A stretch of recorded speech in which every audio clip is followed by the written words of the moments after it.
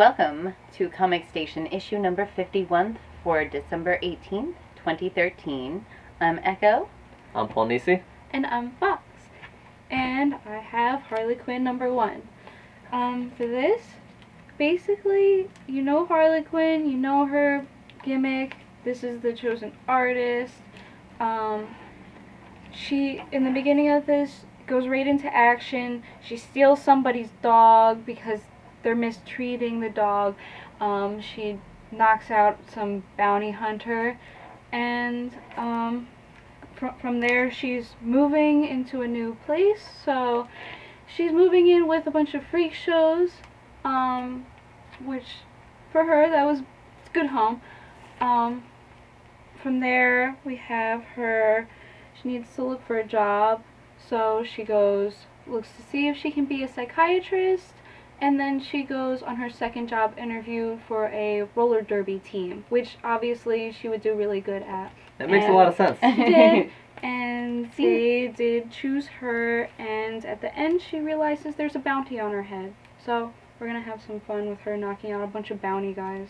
Alright, sounds like they did a more consistent storyline with this one. It was nice to see the art style that they chose, and I also really like that they put her in Coney Island, and the freak show that she is taken over is actually the freak show that was going to close down up in Coney Island, so I really like that part about it. The first one I have here is from Boombox, is Midas Flesh.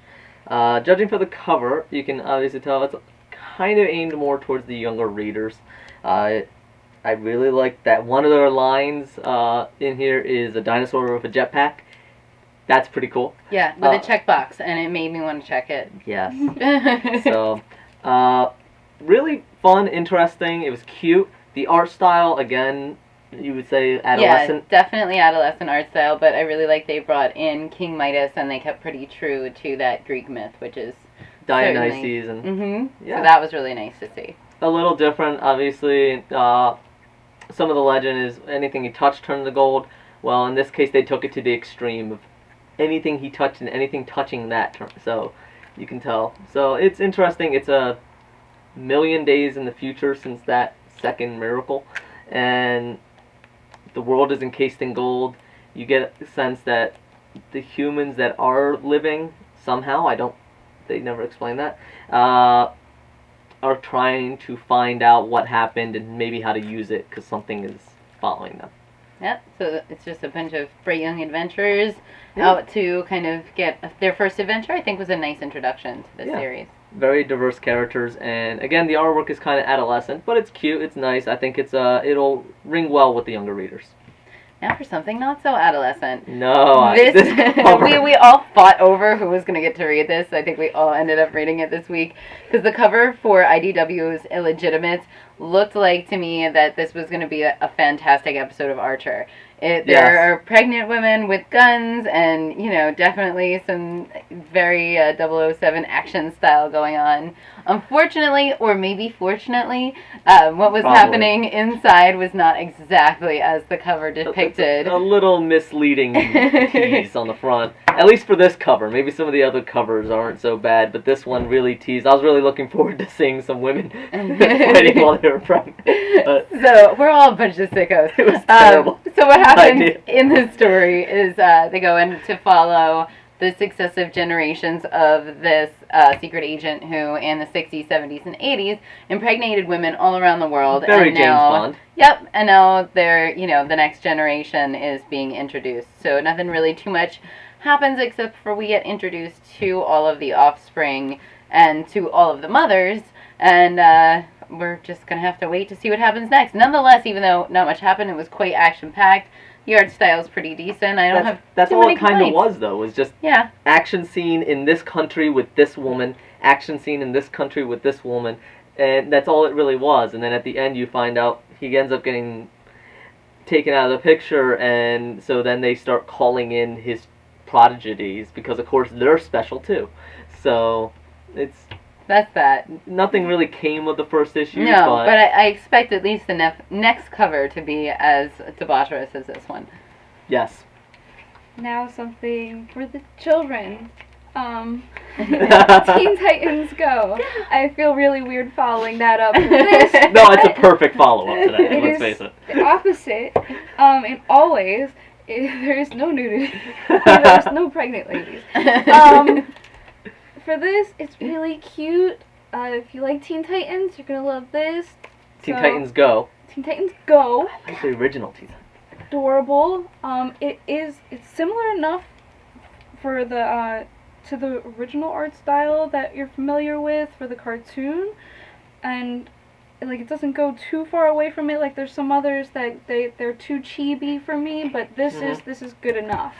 Yeah, And I think this would translate pretty well, wouldn't it? Like, Teen Titans Go is kind of bite-sized little. Bite-sized cute, and so they have a bunch of little short stories in there for this one. They have the Pizza Monster, and they go mini golfing. So it's very good, very cute. Do recommend it for any age, not just kids. Awesome. And the last one is actually a follow-up to a previous one. This is Black Science number 2. Just wanted to follow up on this one, and yes, it is as good as the first one.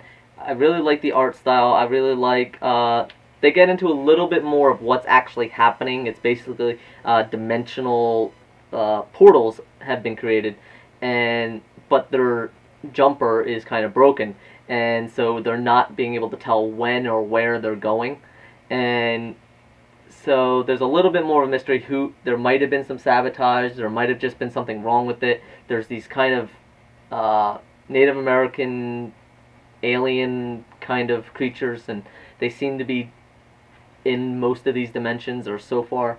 So I think it was really cool. I really dig the art style, and it's fun. So it did keep up with the first one. If you read the first one, you should keep reading with it and stick with it.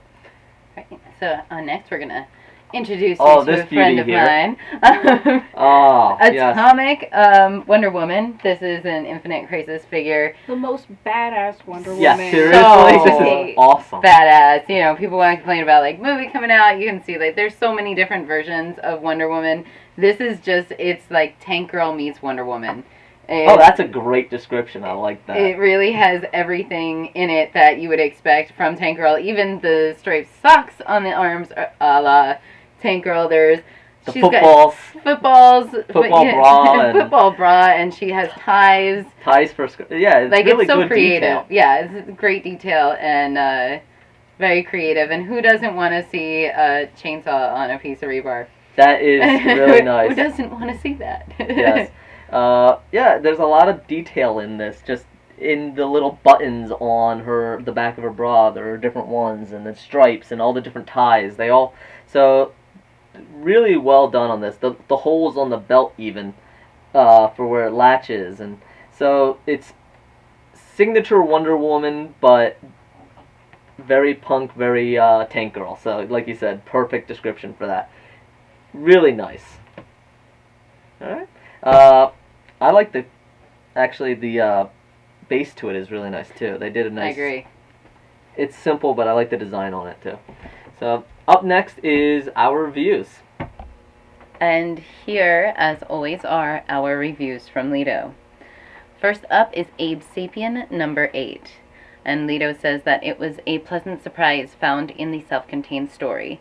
The simplicity of the monster-fighting action in this issue made it so worthwhile, despite the ham-fisted vampire subplot. He also says, quote, can't shake the sinking suspicion that it's a fluke or one-time only deal, which is a shame because I happen to really have a soft spot in my heart for the character Abe. So, come on Abe, you can do it. We have Clown Fatale number 2. This is a follow-up to number 1, which is a complete turnaround from the eviscerating review of the first issue, with a group of questionably attired female clowns who stumble into the world of contract killing. This time around, characters are better defined and individualized.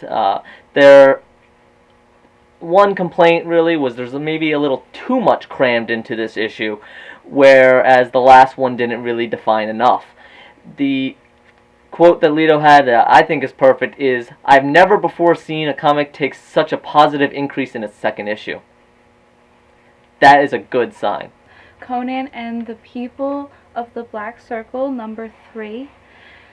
He says certain improvements from the previous 2 issues can only lift this series so far in Leto's eyes. So he liked it better, but he didn't really like it. The Massive, number 18. Since the start of the long ship arc featuring the Capitol and crew running into some self-styled Vikings, the arc has lost some of its luster, with the character flaws being more infuriating rather than fascinating. Conan the Barbarian, number 23. This one, from such a great review for issue number 22, kind of stumbles as the atmosphere lifts and loses what Leto really enjoyed from number 22. And the art itself, it kind of, while it's passable, it fails some of the more visceral moments. It fails to bring some of that character that Leto enjoyed so much. So, Conan the Barbarian, number 23, kind of sliding on the second issue of Brian Wood's introduction to it. Ghost, number 1. This is a follow-up of Ghost number 0, which didn't really follow Ghost that much. This one followed Ghost much more. Let's see, what does he say?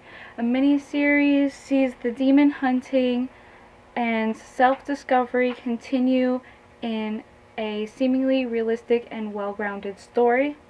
Despite getting answers in the previous series, they proved to be less helpful than Eliza would have hoped, and a source of frustration for her that establishes a compelling mystery. If you're not familiar with Ghost, she was popular before in mid-90s, so I do recommend it. He seems to have liked Ghost well enough. It would be a good read. As always, thank you for watching Comic Station. This has been issue number 51 for December 18, 2013. Next week we will be having a Christmas issue as well as a special coming out, and there will be a New Year's. We understand you're probably with your family. Go enjoy that, but don't forget to check in, and we will be having an issue coming out. This next issue will actually be our issue number 52. That will have been a full year since Comic Station started. It's changed a lot. And I want to thank everyone that's been joining, everyone that's been through, Leto for writing almost every review, as well as being a co-host when he was here, and he should be back over the winter time. So, surprise! So, thank you all very much, and we will see you next week. Bye! As always, all our reviews can be found on frontdoorsgamer.com. These are only a sample of what Leto has done, so go online, see the full review, see everything, the evisceration, and his enjoyment, and keep checking us out, and she's being funny, isn't she?